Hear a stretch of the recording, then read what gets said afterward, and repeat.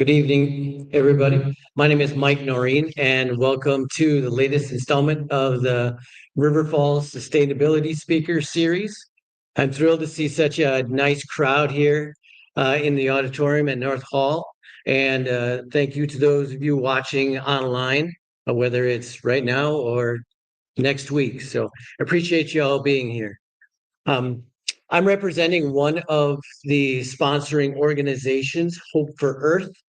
Hope Earth is a local nonprofit that is, our mission is to create a sustainable, hopeful future for current and future generations through education, advocacy, partnerships, and action.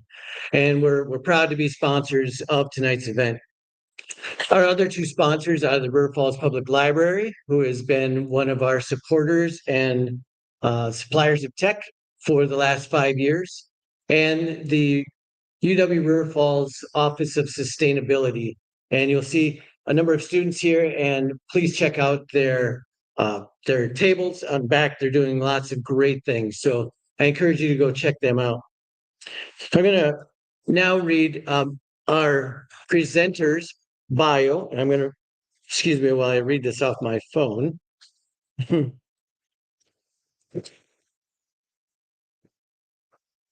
So Marybeth Lorbiecki fell in love with the person and the writings of Aldo Leopold because he was an ordinary man, followed his curiosity and passions to transform people and science's thinking to seeing and protecting the gift of our natural world.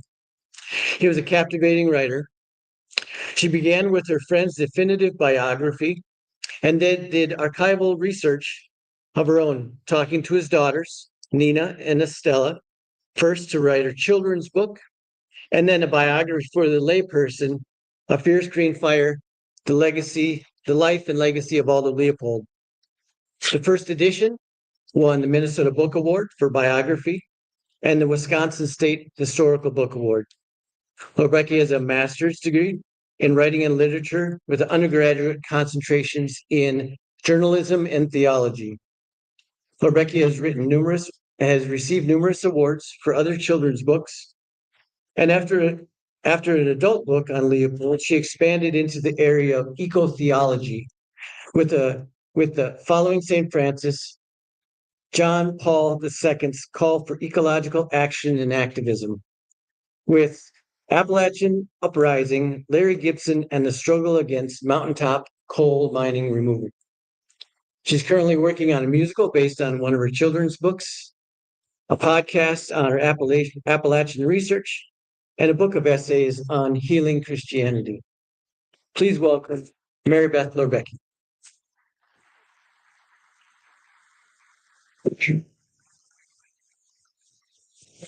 Thank you, Mike. Asked me to do this, and Kim in the University of Wisconsin River Falls, who I used to be an adjunct here, and so I have a great fondness for this campus. They're so wonderful because if you go over to the Union, you'll see a big display on all the way cool. So gotta love that, and our wonderful sustainability group. So thank you, and thank you all for taking the time to come, and thank you to the online streaming. I appreciate it. And I will begin. And I have a handout for all of you. And for those online, it's attached. And the reason I'm giving you that is some of you will be reading and saying, well, Nat, we've read it before. And what I would like you to think about as I'm telling you the story of all those life and evolution of thought and how he applies even more today maybe than when he was living. I want you to watch for these themes and see them in his writings, because at the time he lived, he was born in 1887, and he lived till 1948. So many of the things we take for granted, wildlife departments in the states, didn't exist. No wilderness areas set aside, no water erosion studies, no let's see, no thinking of restoration ecology, no emphasis on native plants. So many things we take for granted didn't exist, and he helped bring them with other people into existence to change thinking. And we had him come close to following how far he was thinking. So he's very relevant, and I do believe he will help us with climate change, with all of us. And he will help us with loss of species and loss of habitat if we pay attention and do the work cooperatively. We're not going to get there individually. We have to work cooperatively, and that was one of his innovations in science and everything else. So I picked this quote because I really think it kind of sums up his perspective about who we are as human beings, as part of the natural world, and what we're going to have to do together, culturally, ethically, morally, everything to move forward, to meet our challenges. We got plenty, as you all know. So there he is.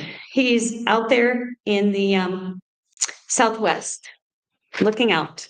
So here are the themes that I just want you to look at for his innovations in science. Now, at the time, we've just gone through as a world the faith and science split, which was really an aberration of thought because most scientists came out as churchmen, and they were taught, as the saints did, to look at all the world and all creation as a reflection of God.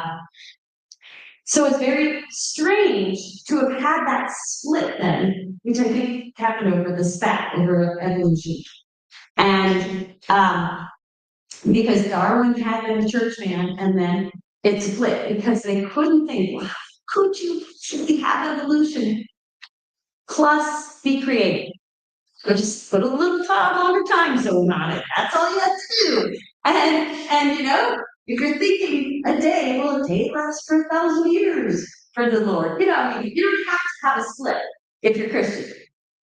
But that's what happened because society was in the Western world Christian. So there's a big split.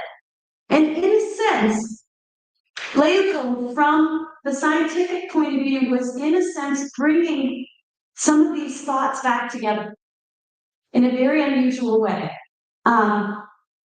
Not specifically, well, anyway, getting on. So he thought more deeply and more broadly and expansively in both in place and time. He took the big view, the geological view, but also the minute, careful view. So he did both.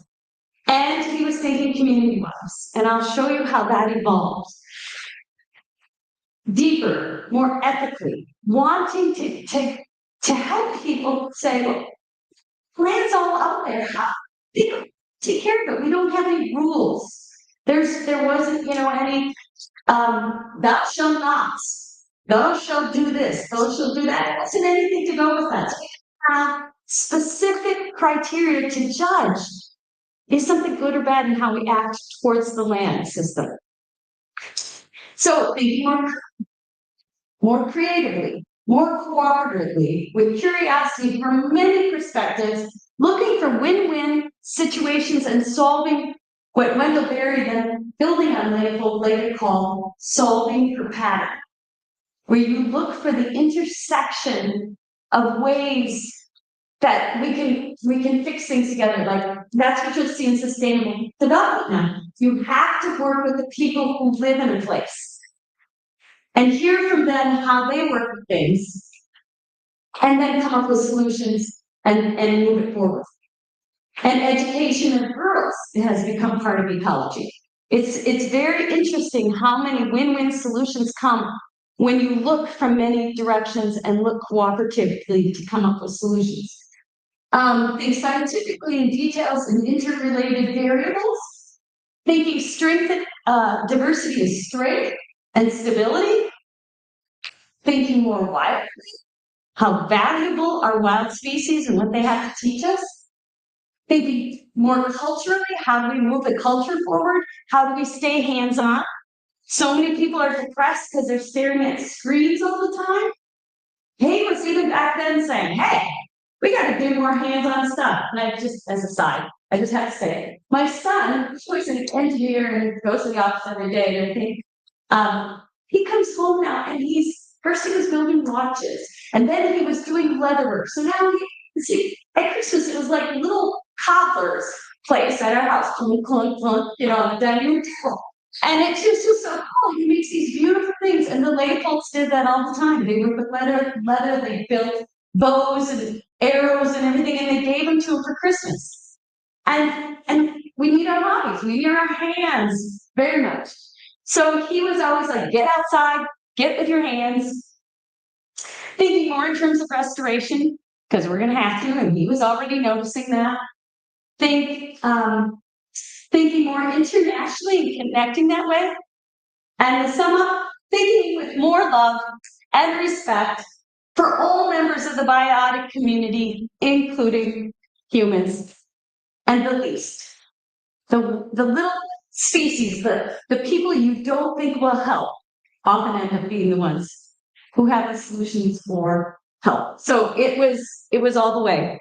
So watch for those themes, and we'll go on. So his grandparents were extremely significant in his life. Charles and Marie Runster. So I just got to go back down to his home place in Burlington, Iowa. And his grandfather was a German landscape architect. And he just so believed in creating. He helped in the opera house. He helped get, parks made. He was transplanting plants. His wife came from Missouri, the wilderness. She grew up barefoot from a little log cabin. Wilderness was all around her. So you see this landscape architect coming from a European background, and Maria Lund coming from this wilderness background, and they combined in this family with great love and great appreciation and great hardship. They lost 5 children before the age of 2. 5 from asthma and breathing. So finally, they realized they needed to go up and leave Iowa during the summer and head up to Lake Chinook up north on these islands where they didn't have as much hay fever. But imagine the heartache. And so these children they had were valued. So they named their property up on Burlington's Bluff, Lugensland, looking to the land. So you see that right away. There it is. I just took it last week, so it's up to date. And you can see that's looking towards, and right there is the house that he built for his daughter, a cow pasture. Across the cow pasture, I'll build you a house for your wedding. Kind of. It was a little later than their wedding, but it got crowded in the house, they thought. So they sent him off to the cow pasture, built him their own house. But there it is. And you can see how they're off on the bluff. And from that bluff, you could see all of the Burlington. And the parents were Charles and there's their 2 children that did survive, Arthur and Clara. Clara is the mother of Aldo. She was very significant because she loved literature and writing, philosophy. And there's her husband, Carl Leopold, who was a big hunter. And he actually was her first cousin, which is unusual, but they seem to turn out okay, the Leopolds. And he had this Leopold desk. So think about it. You have these big wooden desks. What are they built on? Wood. What are you dependent on?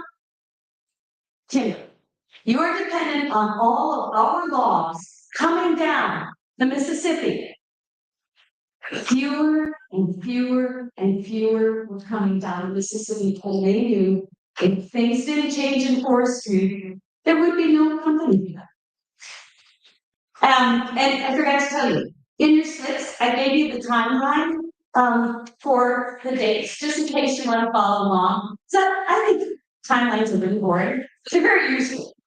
So, but I don't remember every single date, you have to look it up. So you could follow your dates yourself. Well, I show you pictures and tell you the stories because I think they're more interesting.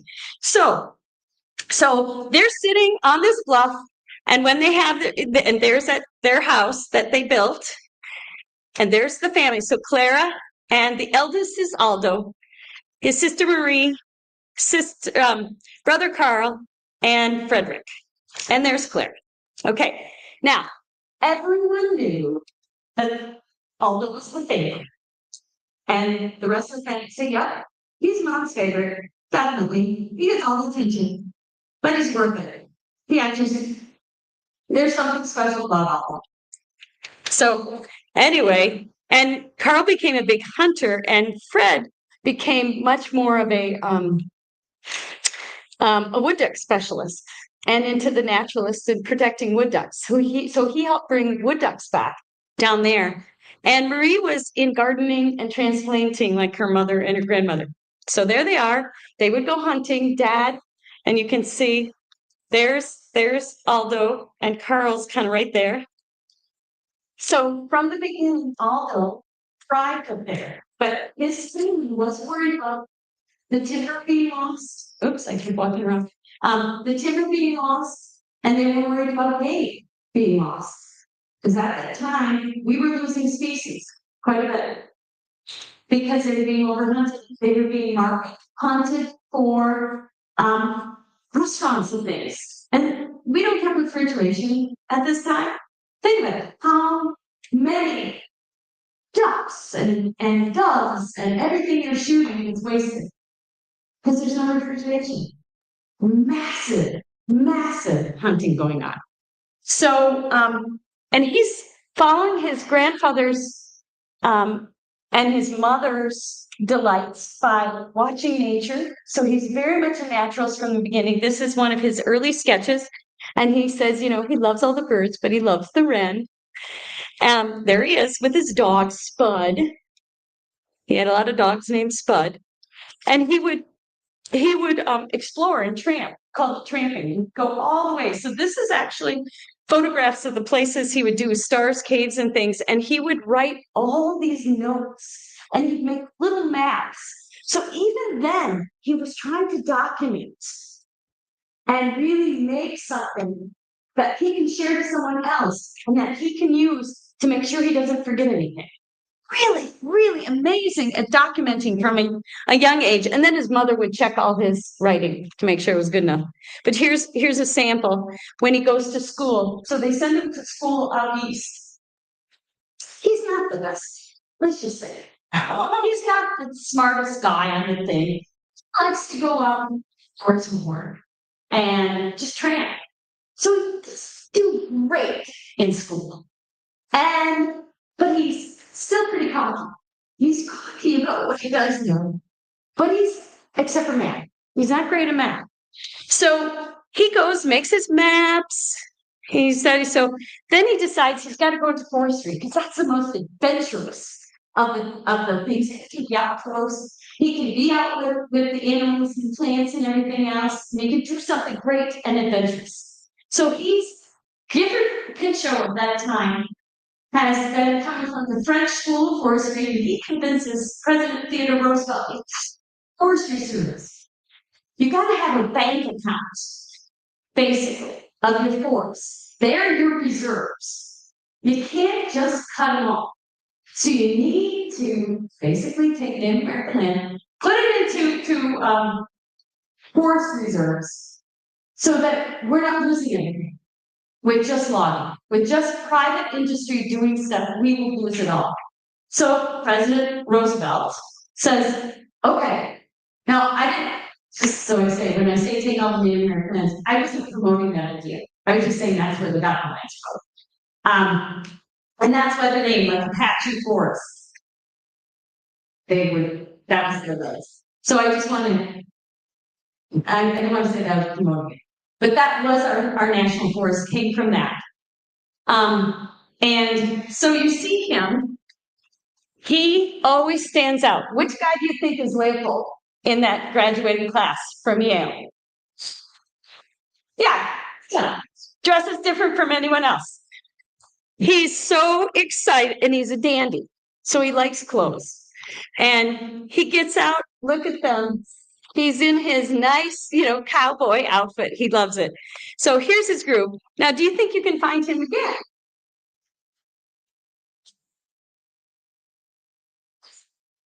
He's the one, I believe, right there. Look, oops, sorry. That's him.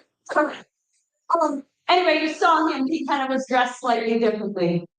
And he's worried about gain. And he's really seeing gain decline. So he's like, there's still game in the forest. How could we save it? So his mind is not really on forests. I mean, he's not so much into this timber hunting because there's a lot of math in it again. And he has to figure it out. And he's that's in the wrong math a lot of the time. So then he'll have to go back and redo it. Because all it is about how much timber can you get from this many trees? It's not his favorite subject. But he loves his job because he's out on a horse. He's out with the things, and who wouldn't love it, But at one point, he's out in the Apache National Forest, and you can, and this is a little later, but he's really struck by wolves because at that time, the thinking was, you get rid of wolves, you got more deer. And he shoots this wolf. There's a bunch of, not this particular one, but he shoots a family of wolves. He shoots at them. And and he shoots, I think it's the mom he gets. The big one. And he comes down and she's dying. And he's face to face with this dying wolf. And it has this huge effect on him. And he doesn't forget it. And you can see he doesn't forget it because he then does this artwork just a few years later when he's doing the Carson Pinecone, which was his message to foresters about how to take care of game. So he says, we reached the old wolf in time to watch the fierce green fire dying in her eyes. I was young then and full of trigger itch. I thought that because fewer wolves meant more deer, that no wolves would mean hunter's paradise. But after that, seeing the green fire die, I sensed that neither the wolf nor the mount agreed with such a view. So this will be kind of a haunting thing in the back of his mind, trying the puzzle that he's got, like, what am I missing? At the same time, this young man, he meets a lovely young woman in Albuquerque, and comes from affluent Italian, Spanish community, family, a ranching family. Exactly what you would think he's married into. He married into a big ranching family, Hispanic, Catholic. He's non-practicing Lutheran, German, and they don't really look like they're going to mesh. So their family is sure they really want this guy around. And his family is like, are you sure? And they're sure. And they get married, and she becomes a hunter with him, a great companion. They have their little honeymoon place called Mia Casita. That's in the gateway to the Carson National Forest because he gets transferred to Carson now. Just so you saw where these national forests are, we're in the Southwest. Okay. And the Apache is bordering the lands of western New Mexico and Arizona. The Carson is northern New Mexico, closer to Santa Fe. And so there's their kind of cabin built, and they work together on that. And you can still go there and see it if you want to. It's become a writer's retreat and for things like that.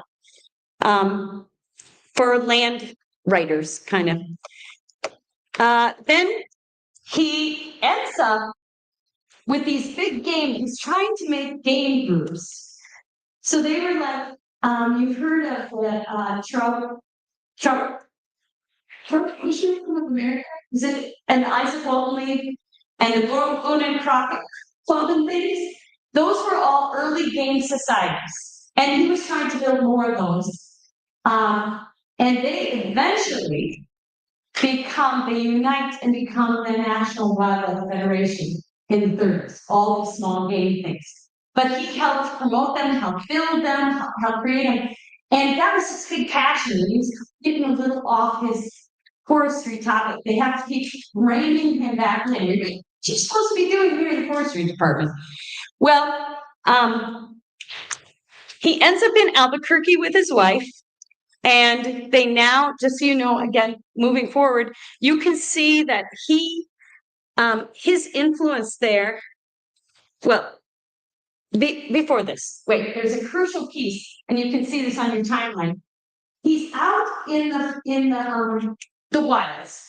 There's sleet one night. He's cold. He's shivering.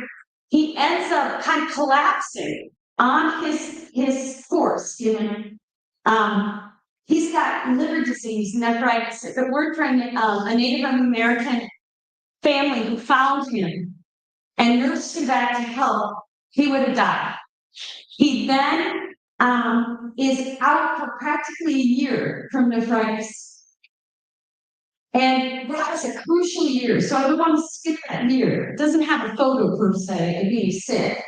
But many famous people, because I looked at biographies like Charles and stuff, they often have a debilitating disease or something that lays them on flat where they can't act the way they would. So he goes back to Burlington, sits on that porch, and reads, and thinks like about, do I really want to just sit around and watch the day go while I'm worrying about counting trees? And he really thinks about that. And he comes back and he's like, I don't know how to do it, but I'm not comfortable with this. Something's calling me for something bigger.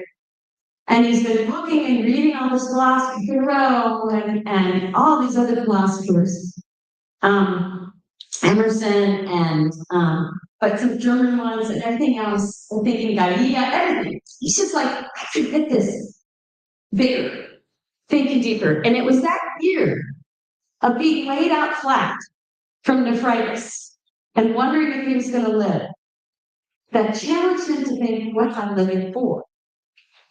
And he's got some kids at this point. So he gets a job because he can't go back out to the wilds like he was because he's not strong enough yet.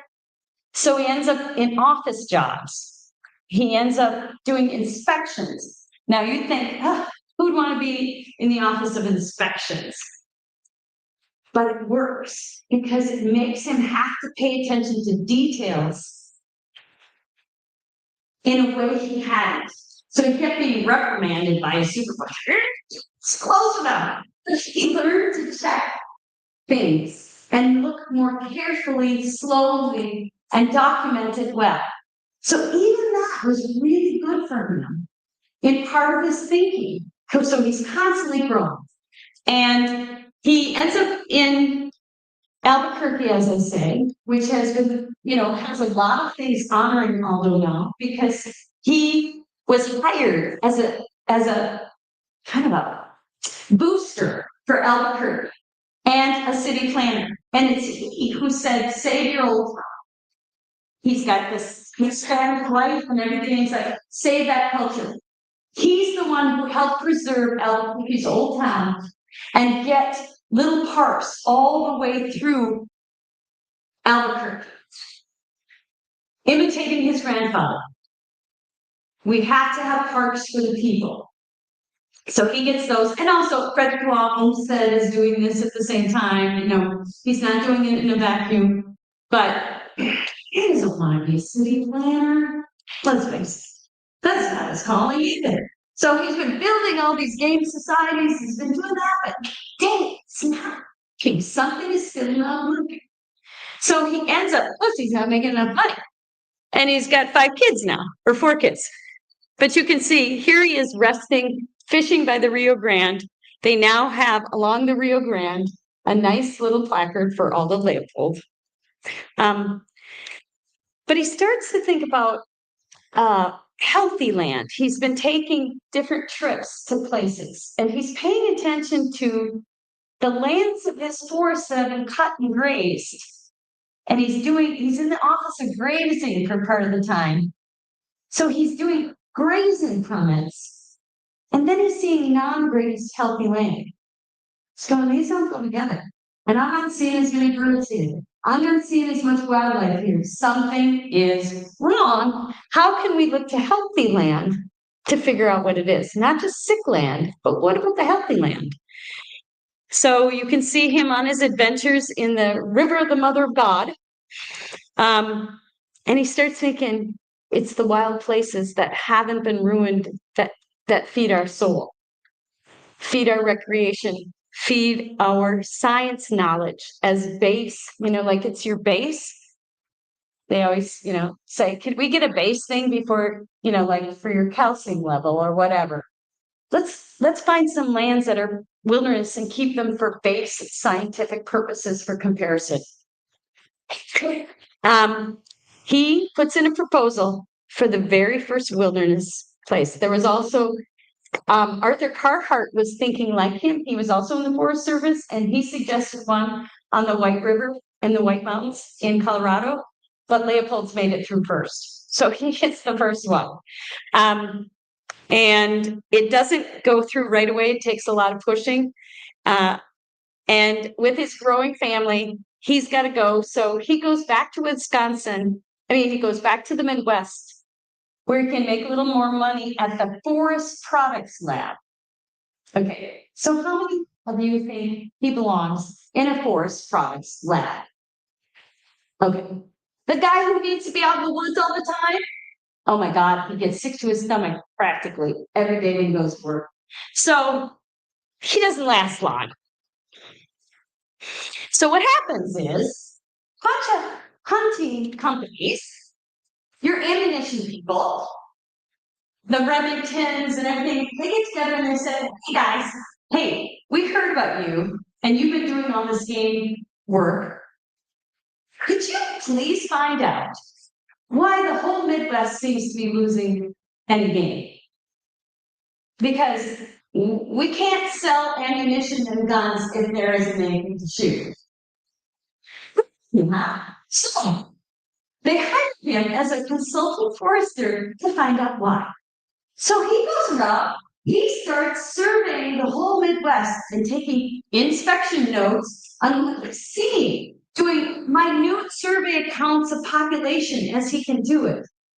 And what do you think he finds out?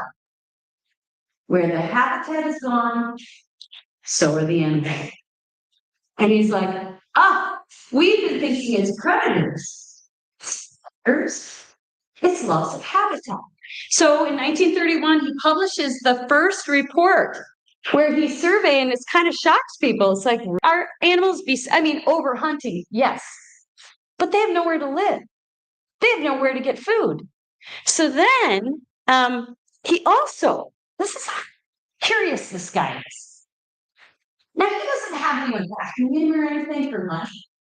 He decides to go to a plant ecology conference in Labrador, Canada. Not the first thing you'd think to do. Especially the wife at home going, oh, money, and so he goes up to that conference and he is just blown away.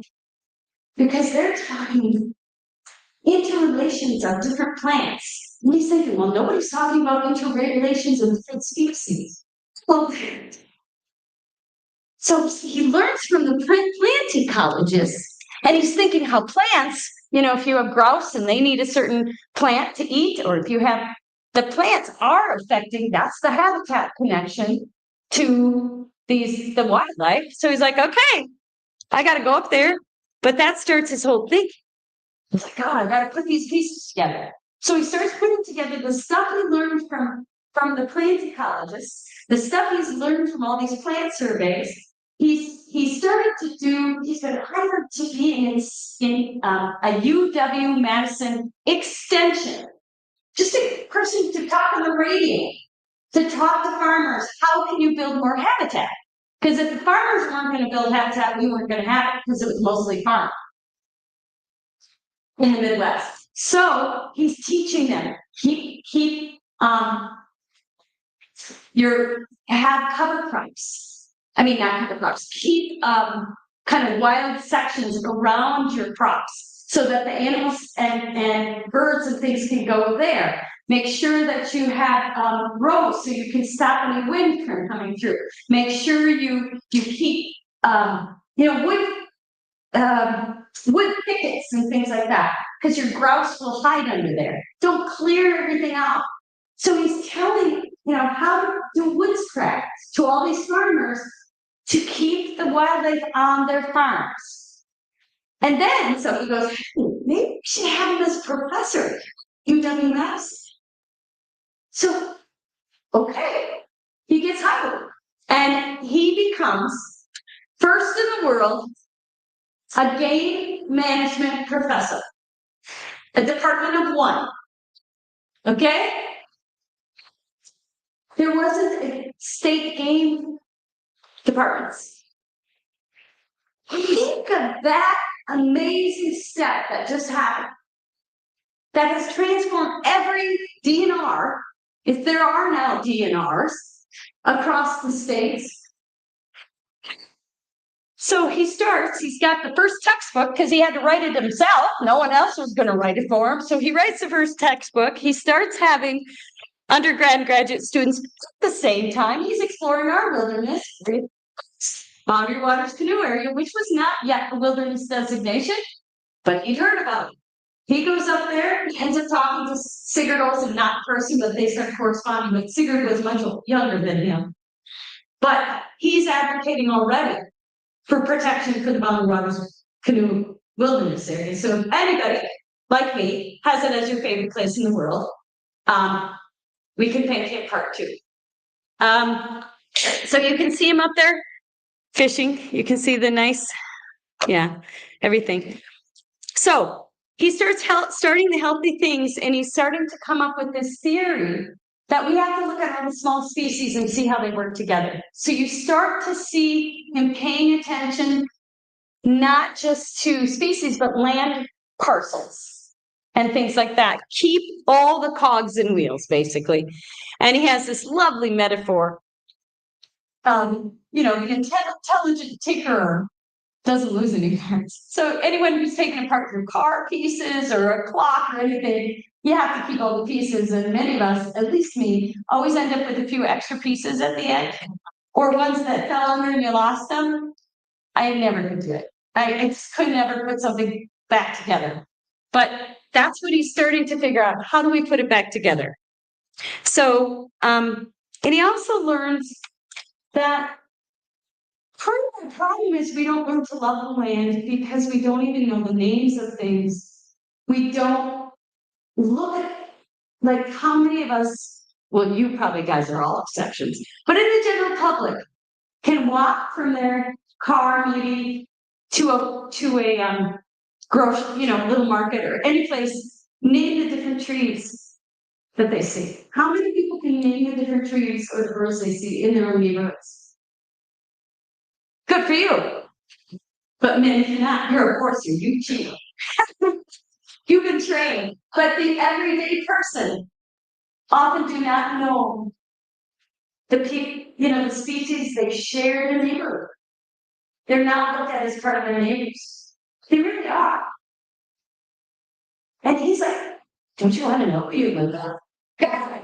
And so he would not only work with his graduate students, but he began. This was one of the dilemmas he was dealing with. I realized that every time I turn on an electric light, I'm selling out to the enemies of conservation. When I submit these thoughts to a printing press, I'm helping to cut down the woods. When I pour cream in my coffee, I'm helping to drain a marsh for cows to graze and to exterminate the birds of Brazil. What to do? I see only two courses open to the likes of us. One is to live on the locusts in the wilderness, if there's any wilderness left. The other is to help businesses and consumers become more conservation minded so they can find ways to enjoy some of the comforts of modern life without ruining the land. So he, from that time, you're in the 1930s right now, we're in the middle of it, heading into a depression. He started to say, you got to change business. And then came in the 70s, based on this book and other books and things like that, the green labeling system and fair trade. You start seeing labels to say, I can pick the ways my products are getting made. I can pick, sustainably harvest timber instead of just any timber.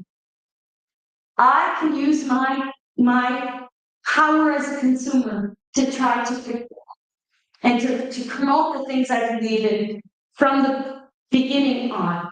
He started that whole concept of, can we change things? And now there's even some corporations who go by the PPP accounting system, where you go, I gotta get this right, people, profits, and no, profits are in there. Profits. It's people, product, profits, but there's another one where they add conservation or something where there's a 4-piece maybe. Preservation, there's where they also count, and there's a new way to do GDP, where you say, okay, because how we count is how we value. So to look at a GDP for every nation and say, what is your bottom line on natural resources? And count that as assets lost from your GDP if you're not taking care of it. So there's some really, really, for any companies out there, there's really cool things happening in counting we need to move forward and really help us start using all our business principles to think more holistically. So he was thinking this already. And so he decided the thing I have to do is help everyone learn to see their own lands more. So he'd take undergrads out. And if it were less, if it was above -20 degrees, you had to go out. Right? You had to be quite the Trojan to decide to take his course, because you had to show up no matter the weather. And he said, when he said, wherefore, why? He had a lecture, Wherefore Wildlife Ecology, which is in this lovely book of his essays that weren't published, The River of the Mother God. I just love it. There's some great essays in here. But his speech to his class, wildlife ecology. What's the point of wildlife ecology? Which he's now named it instead of just being game management, it moved to wildlife management to wildlife ecology over his tenure. I'm trying to teach you that this alphabet of natural objects, soil and rivers, birds and beasts, spells out a story. Once you learn to read the land, I have no fear of what you will do to it or with it.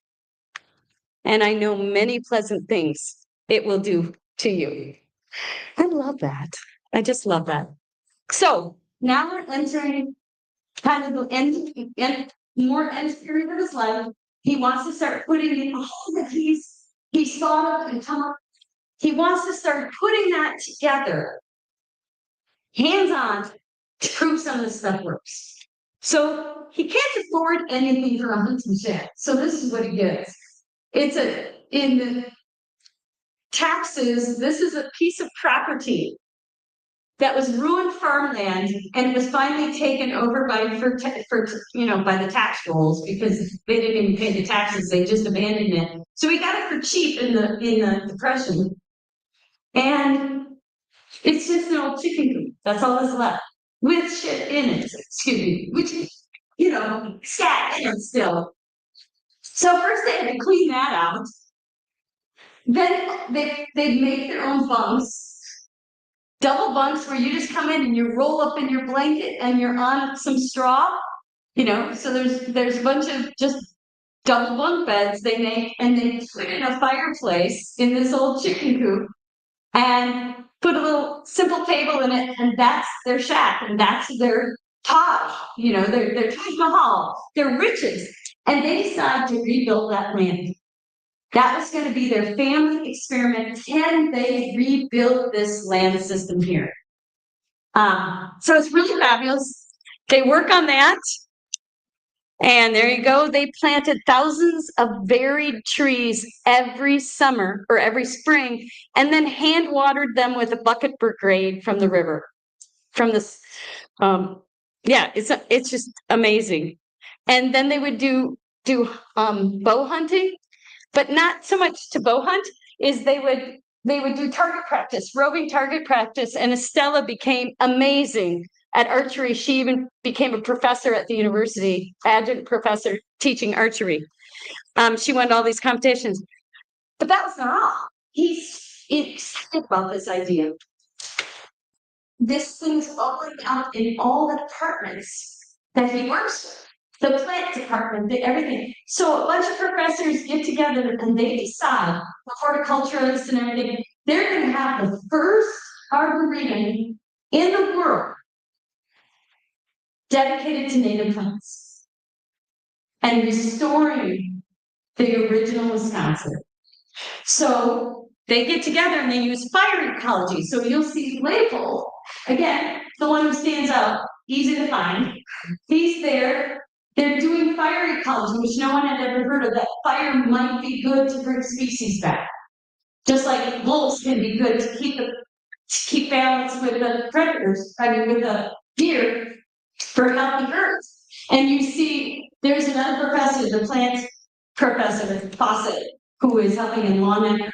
So it was a combination, interrelated, interdepartmental, amazing thing for the world to have this new arboretum. I just encourage you all to go to it in Madison. It's fabulous. And it's kept going all this time since the 30s.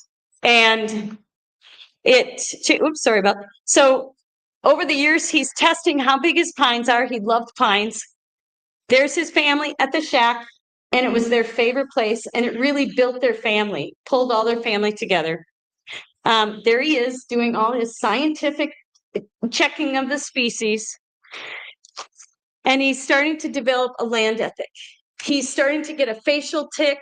He's feeling not as healthy as he used to. He can't get rid of this facial tic, and so his best graduate students start taking over. Bob McCabe, he's adored him. He wrote this beautiful book, Aldo Leopold, the professor, and his graduate students after he died just brought together their memories. But he's struggling. And part of him is thinking, what's my legacy? I've got to get some of what I've learned out into the public. So he's got this book of essays he's working on. And one of his big papers he wrote, or articles, was on wildlife ecology and ecology in general. And he said, ecology is the science of communities, and the ecological conscience is therefore the ethics of community life. And he thought, we're not going to get anywhere if we don't get an ecological conscience as a nation and as a world, everything. So he's like, he had to come up with things. So his first draft is, or not his first draft, but first published draft. A thing is right only when it tends to preserve the integrity, stability, and beauty of the community. Sorry for the typo. And the community includes the soil, waters, fauna, and flora, as well as people. So that's his first draft of that. And he's bubbling on this. And he does many revisions of everything. And he teaches his students how to write with 7 drafts of everything. And he'll put it in his cooker, as he says, and put it aside while he's waiting. But Stan Temple, this is an interesting thing. He was not a late night partier. He would go to sleep at about 9 and wake up at 5 a.m. and go straight out to listen to the birds. Because as the birds wake up, you'll start hearing them and they get louder and louder. It's really wonderful if you get up really early in the morning and just listen. It's like the sounds start coming up. And he would do that, track that every morning and see what he heard. And he'd also start the whole science of phenology. And phenology means to track the first birds and plants and all the sightings of nature, the first ones and the last ones in the fall, so that you can track patterns. So I'll come back to that phenology, but they kept journals every day, daily journals called the shack journals. For every year they lived at the shack. And every day they would take notes. What did they cite? What did they hear? And they just had this somebody did a soundscape based on his journals to say, because there's a whole new science now out there of judging the health of a place by its soundscape and listening for what we're missing. And that's one of his critical thinking things. He said, it's not just what you see, it's what's missing. What are you not seeing that you should have seen, or you used to see, or you hope to see? Something's missing. So these soundscapes, they've actually, if you want to do it, it's at the thing, it's Leopold Field Notes score a lost soundscape. So it's a worthwhile short article on that. So he even was kind of moving forward in that way. So he comes to his land ethic, and what he centers on now is a revised version. A thing is right when it tends to preserve the integrity, stability, and beauty of the biotic community. It is wrong when it tends otherwise. So he adds that emphasis at the end that he didn't have in the first version, and he leaves it for a short, succinct thing for us all to assume we're part of the biotic community. He dies in a fire, helping a neighbor fight a grass fire. It was mostly, he had a heart attack, and he died alone, and the fire just passed over him like, so he wasn't burned, like horribly burned to death. So I don't want you to think that. He was fighting a fire, and they think, he was dead probably by the time the fire passed over him. And like I said, it was just lightly. But you can see what he had with him. I just always think this is interesting. He's got a picture of his wife, all his membership cards, and his little notebook. He has to have his notebook. Every day he's taking his notes. So this is but before he dies, it's the weekend he's going to die. He doesn't know it. And he's there, it's like spring break from school. His daughter's home. Yes. His youngest daughter's home, Estella. And Sigurd Olsen is going to come see him next week. All good. He's been wondering, is he going to get this book published? He gets the letter from Oxford, and he had many rejections. And he had his student Albert Hotbaum, look at his things. And it was because Albert Hotbaum said, these essays are really good. But, you could let people know you didn't always smoke the same brand of tobacco. Meaning, you're coming off a little cocky. Do you think you could show that you didn't always know this stuff? That's how we got the essay Thinking Like a Mountain. You didn't always smoke the same tobacco. So he went back and he wrote that essay on where he knew he screwed up. And that's where you get the Thinking in the Mountain essay, which was very shows. He's a world famous speaker and professor, and he gets this, he asks his students for feedback. So I just think that shows his humility at that time in his life. And he found out just before he left that they were gonna publish it. So it was a big deal. And these are just some of the books that have come out that are part of his legacy. So River the Mother God, you can find, you'll have Aldo Leopold's Wilderness and everything else. But River the Mother of God and the Sand County Almanac are the two big ones. These are his children. This is how he raised them.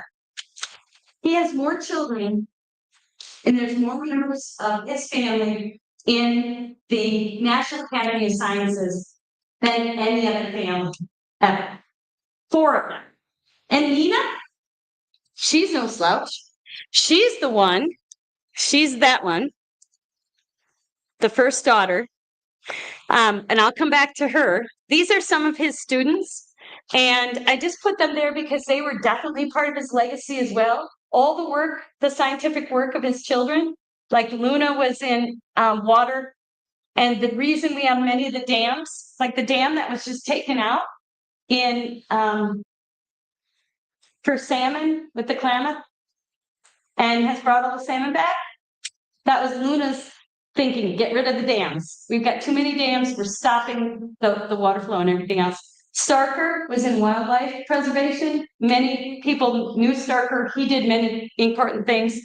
Carl was in botany, and Estella, the youngest, was in ethnobotany, using fossilized plant matter to figure out where we've come from and look at climate change and everything else. So they're amazing. And this is Art Hawkins, and I put the local guys. He was the graduate student of Leopold, and he ended up in Centerville, Minnesota, and he did all the migratory bird stuff. He helped have the migratory bird law get passed. Amazing stuff. And the Wilderness Society came from all these people. Leopold, this is Raymond St. Ores. He was just an undergrad of Leopold, who ended up in Hudson, Wisconsin, and helped bring back the trumpeter swans. So we can thank him. Back to Leopold again. There's Kurt Miney, my friend, who's the definitive biography. I'm just a petite biography. He's the definitive, comprehensive biographer. He's the one I fell in love with Leopold because of his book, and then ended up my own research. That's Stan Temple, who I just quoted. That's Susan Flater. These are important Leopold people who've done their own things. What happened to the shack land? They were successful. It just kept getting more and more diverse and lush. And they had a prairie that they planted. And Estella, the mother, was really important for getting those prairie plants transplanted. The others were more worried about the trees. She was on the prairies. There's me at the shack to prove I was there with my other friend who's also a Leopold co-author. Okay, there's me with Nina. Now, the reason I bring this thing, you don't need lots of pictures of me, but you do have Nina. And Nina is significant because she kept the shack plan going. She kept the shack journals going. Because she did. That is one, I think it's the oldest, longest phenological study that proves climate change is absolutely real because nature doesn't lie. And we are now at least 3 weeks earlier in the spring with all the sightings. And I think it's up to 4 now. Since they ended their shack, I mean, they never ended it, but since the 30s when they started, we are now 3 to 4 weeks later in the fall, which is part of the reason we're struggling with things like meadowlarks, because there's mowing happening then when they are doing it. It's just terrible. So anyway, it's throwing things off, and they've got the proof.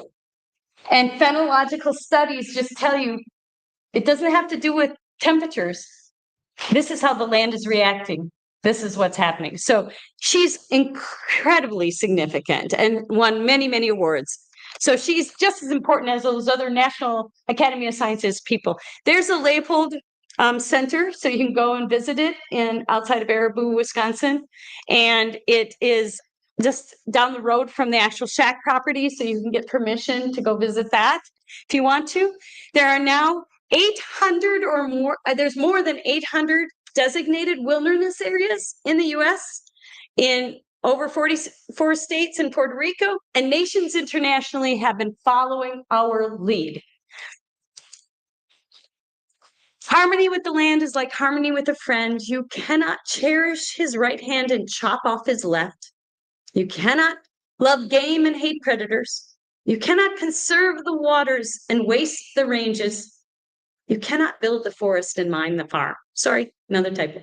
The land is one organism. So what's his legacy? That we can talk about, you can tell me, but it's all those thinking things and all the things I've told you about. These are just books I wrote on him.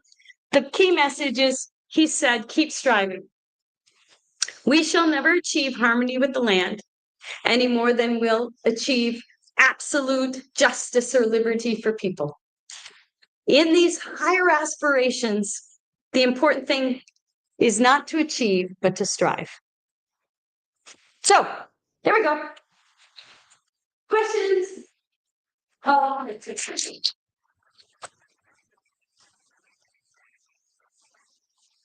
you very much. And so the sheets that I gave you is a timeline highlighting some of these key steps in his development, just so you have it, just for the fun of it.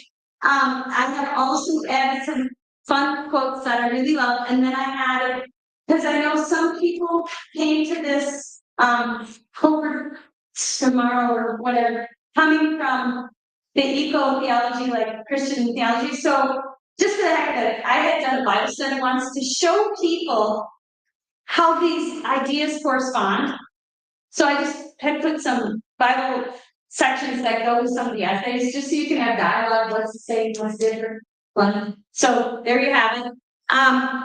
Just so you know how this is moving, these are all these books that have been coming out that scientifically show that we're healthier with nature. So you have forest bathing coming from Japan. But there's a lot of studies. Your brain on nature, vitamin D.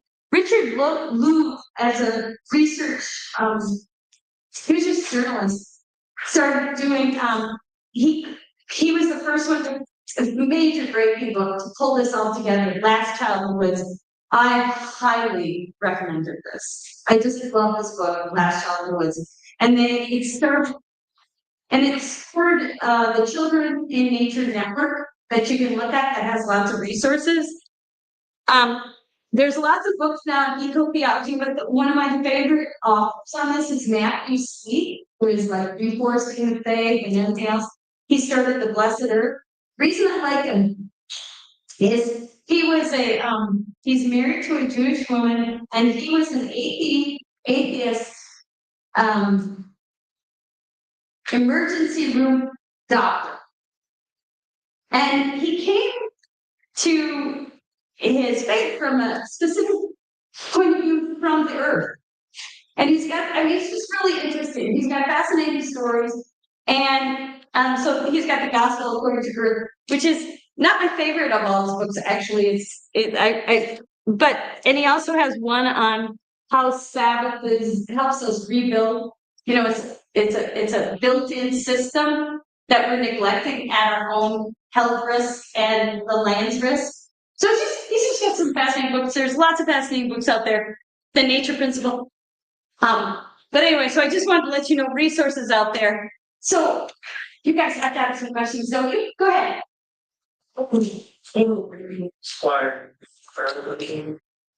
Yes, I would say his time spent in the Southwest, and you will see in one of his essays, I think it's The Covered Wagon, where he talks about how Native Americans kept the land beautiful and what did we do, and that we need to look to, that is a good model that we didn't do well, and they had. So yeah, he was, but not like he had a mentor or anything like that. He just looked at the land that they had held and let that teach him. And he did have, a Native American family, and I don't know much about him, about them. Did save his life, but there was a key person who I wrote a biography about too, that did influence him, who was Native American. I forgot. When he was at Lawrenceville, Ohiesa, who is a Dakota. His name is Dr. Charles Eastman. He was the first Dakota doctor, and he came from Minnesota. And he was raised till he was like 16, completely in the Native way of living. And he was meant to be a healer and a storyteller and a historian. Then came the Dakota conflict. He was exiled. His father was in prison, everything else. He ended up coming back, learning English, ends up at Boston Medical School. An amazing story, just amazing. He starts advocating to presidents for Native American lands and everything else. And he achieved so much. But one of the things he did is he went around speaking, telling Americans how we needed to learn from the spirituality and the practices of like the Dakota and the Indian. So you know his books like Indian Boyhood was a famous one. He had from the Deep Woods to Civilization was the second one. Anyway, when Aldo was a young man in high school, he heard him speak and he was blown away. In his journals, he just said, this is the way we need to live, open my life and everything else. So I do think that was the back of his mind all the time. And there was also a lot of Native American thinking that was influencing many of the writers and philosophers of the time in different ways. Some romanticizing the Indian dust and everything else. But he had more interactions in the Southwest on just a daily basis of living. So he's not knowing that as much. But he was influenced by all of that. But he didn't have like a mentor or anything. Does that make sense? Yeah. Okay. When you mentioned that fire business with the fire, that they were doing that. And I think he watched that. I think he learned some of that from them. And in the Southwest, like I said, that Southwest is such a, has so many cultures down there. And I was just seeing the Isleta Pueblo in the Gila Wilderness has a big plaque up for him. So, I mean, there's, and the Aldo Leopold Foundation is very much working with Native writers and philosophers and everything, and thinkers like Robin Wall Kimmerer with her Braving the Sweetgrass. She has been like a Leopold Fellow working at the Leopold Center, widening the dialogue. And so that is what he was all for, learn from everybody else. And his thinking is really a mixture of Western thinking and Eastern thinking coming together. The context and the more specific scientific individual. So within him, you see this meeting of East and West thinking that makes him very, very popular around the world. There are, I think it was, he's translated into 16 different languages. He's Chinese, Japanese, you know, I just met his Turkish, his translator, his Croatian translator. It's amazing, 2 million copies sold. So really, he's building in popularity around the world faster than he's being remembered here. And they are making wildernesses, like I said, based on his thinking. Other questions? Go ahead, Patrick. What is an impact that Aldo Leopold made as a director indirect that he shocked happened because of him? Well, I think just DNRs existing, and I think wilderness is just existing. I think we just accept that. Of course, we have those, and I think studying what. Well, ecology, I mean, I just think he brought ecology into the culture.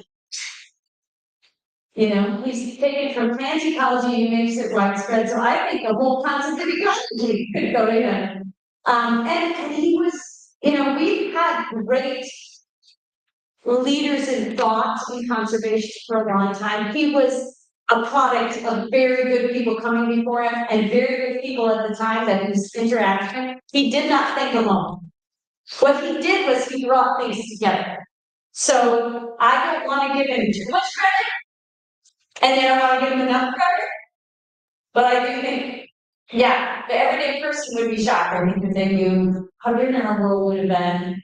But I think someone like him would have had to come along to start pulling some things together. I hope someone had to. So what's over here? Thank you. Yeah, so we're the contemporary conservationists that we should be following. That's who's the next Aldo Leopold? I know it's never going to be another Aldo Leopold, but in your sort of like your expertise and sort of Aldo Leopold, where do you see the world today that kind of has that? What a great question. I think people like Robin Wall Kimmerer, because she is both a native wisdom person and trained in science and ecology. And she's a person to watch, that Brady Seagrass and her service fairy, and she's all this community and kin thing. I think obviously just for activism now, this is not holistic thinking. But Greta Thunberg and people like her are making things happen. They are bringing people to think about things they wouldn't think. I don't think she's a holistic thinker, obviously, because she's not in that environment. But man, what a powerhouse! There's so many. What I'm impressed with are the new people. Like I was blessed to have a chance to go to the UN, and I just think we give the UN a really bad rap. But when I was there, I was working on ocean ethics. I was so impressed by the people working to try and build cooperative thinking and move things forward. And how they talk to each other, and they have to sacrifice and send some people, and making ethics, so we fail on a lot of things. But when we bring people together to figure things out and try and come up with good criteria for something, really wonderful things happen. And what I see happening is beautiful projects. Whenever you get cooperative things, like one of the things he did is he brought together hunters who wanted land to hunt on and farmers who wanted more money during the Depression, called the Riley Game Cooperative. So they would pay the farmers, and the farmers would preserve their land so there would be hunting lands for them. Win-win. And Wendell Berry's talking about how do we solve the cabinets, and the cool thing when I was doing this book on John Paul Clu's writings on ecology, I kept looking for solutions, and I asked you all to watch the zero waste movement. Once we could get that off the thing where we say every company is responsible from beginning pollution of production all the way to end cycle. If we could start thinking circular thinking for every product, what is the pollution that goes into the extraction of the things? What are the end products? Where do we dispose of it? We never think that way. We just get a product. I mean, we businesses don't. We get a product, we send it down the line. If we could get the zero waste, and in different places they try to do that, and they've got this cool thing in this young woman. This is why I say it's really hard to find one person. This young woman, she's in I think it's Lima. And she was working as a social worker in the barrios, poorest things. People, there's literal over terrible. And she's like, well, how can I find a solution for this? All this poverty. So she starts getting this idea that if people just paid for one beer per household to women who would wear the uniforms and go around and be the litter collectors, and they would sort it all to what was usable and not usable and whatever. And they would become the garbage collectors, but they had not garbage, but they were the article made, the saloon help. So anyway, it was the saloon project, it's the help project. If they would be paid just a little bit of money and have a uniform and a good name, they went to pair that litter up. They transformed litter into resources. And they got paid. Their kids went to school now, where they weren't going to school. Those piles of litter stopped being accumulating. She solved the pattern. What do the people need? How can they fix this problem? So watch the zero waste movement and watch these cooperative, and the other thing is, so then there's, we have the project, now I'm blanking at his name, it'll come to me.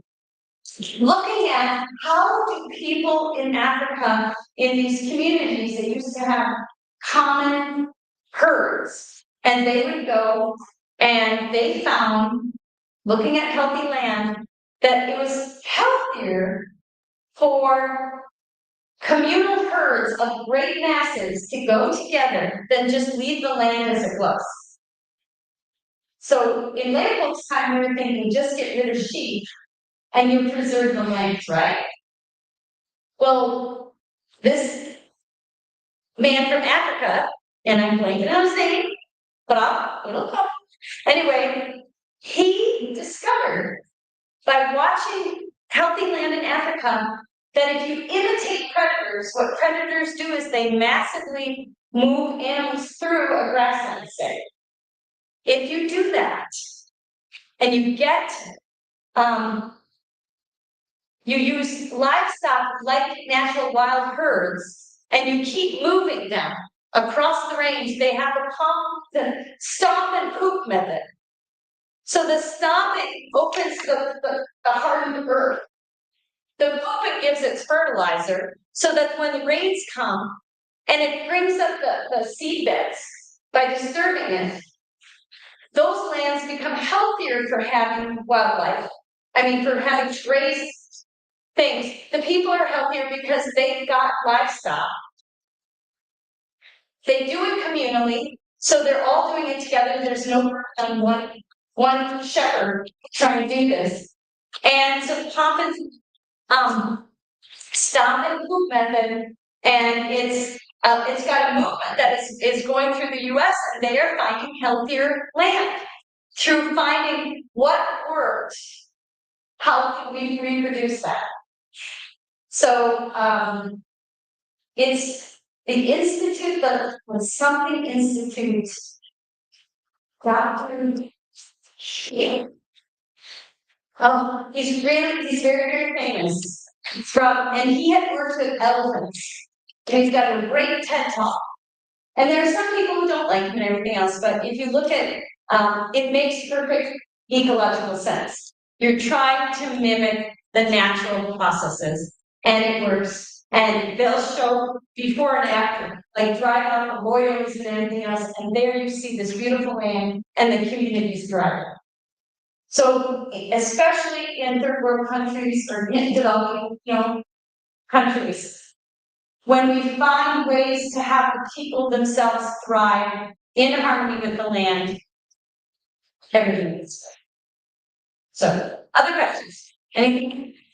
We're done. All right. Oh, go ahead. I Yeah. just want to make an announcement, like, I'm a forester, urban, and I live in Hudson.